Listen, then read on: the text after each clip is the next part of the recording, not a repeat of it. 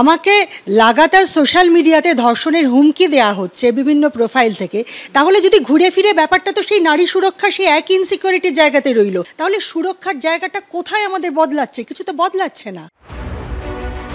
ধর্ষণ খুনের প্রতিবাদ করে মিলেছে ধর্ষণের হুমকি। চাঞ্চল্যকর অভিযোগ অভিনেত্রী রূপা ভট্টাচার্যর। মুখ্যমন্ত্রীকে খোলা চিঠি দিয়েও সুরাহা মেলেনি বলে দাবি। হ্যাপি ফ্যামিলির happy smile. কসমোবাজার, Puja in style. RG Kar কাণ্ডের প্রতিবাদে শরিক হয়েছিলেন রূপা ভট্টাচার্য, অংশ নিয়েছিলেন রাত দখল কর্মসূচিতেও। অভিযোগ, তারপর থেকেই সোশ্যাল মিডিয়ায় তাকে লাগাতার ধর্ষণের হুমকি দেওয়া হচ্ছে। একজন টলিউডের অভিনেত্রী, তিনি যেটা সরাসরি অভিযোগ করছেন যে তিনিও কিন্তু সামিল হয়েছিলেন সেই বিচার চাওয়ার যে কর্মসূচি, সেই জাস্টিস ফর আরজিকর, সেই কর্মসূচিতে তিনিও সামিল হয়েছিলেন, বিভিন্ন মিটিংয়ে গিয়েছিলেন, মিছিলে গিয়েছিলেন, কিন্তু তারপরে তাকে কিন্তু রীতিমতো ধর্ষণের হুমকি দিচ্ছে বেশ কয়েকজন দুষ্কৃতী।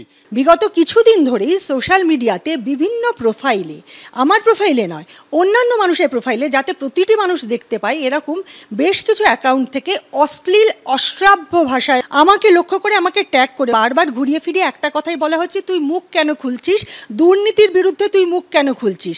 এটাও বলা হচ্ছে পুলিশ আমাদের কিছু করবে না, তোর বাড়িতে ঢুকে তোকে রেপ করে আসবো, অষ্টমীর দিন করব, দশমীর দিন করব। অভিনেত্রীর অভিযোগ, লালবাজারের সাইবার সেলে ইমেল করেও কোনো উত্তর পাননি, সহযোগিতা পাননি পুলিশের কাছে। বিহিত চেয়ে খোলা চিঠি দিয়েছেন মুখ্যমন্ত্রীকে। কলকাতা পুলিশের সাইবার ক্রাইমের যে সেলটা, সেখানে কমপ্লেন করলাম, ইমেলের মাধ্যমে করলাম। সোশ্যাল মিডিয়াতে আমি আবার কলকাতা পুলিশকে ট্যাগ করে বললাম, যেটা লাগাতার হয়ে যাচ্ছে, আপনারা প্লিজ কিছু করুন। তাতেও যখন লাভ হলো না, তখন আমি মাননীয় মুখ্যমন্ত্রী, যেহেতু উনি পুলিশ মন্ত্রীও, ওনার সোশ্যাল মিডিয়া হ্যান্ডেলে ট্যাগ করে আমি একটা খোলা চিঠি দিলাম। তার 2-3 দিন পরে কলকাতা পুলিশের পক্ষ থেকে আমাকে গতকাল একটা মেল করে বলা হলো যে এবার ফিজিক্যালি গিয়ে এই দক্ষিণ কলকাতায় যে সাইবার সেল আছে, সেখানে সব ডেটা নিয়ে কমপ্লেন করতে। আজকে আমি শুটিং থেকে ছুটি নিয়ে সেই ডেটা নিয়ে যখন কমপ্লেন করতে গেলাম, সেখানে বলা হলো না, এখানে তো এইভাবে কমপ্লেন নেওয়া হবে না, আগে লোকাল থানায় ডায়েরি করা হোক।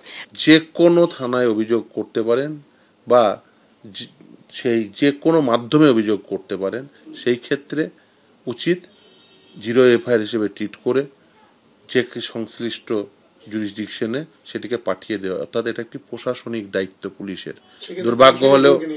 দুর্ভাগ্য হলেও সত্য, এই পুলিশ তার প্রশাসনিক দায়িত্ব পালন করেননি।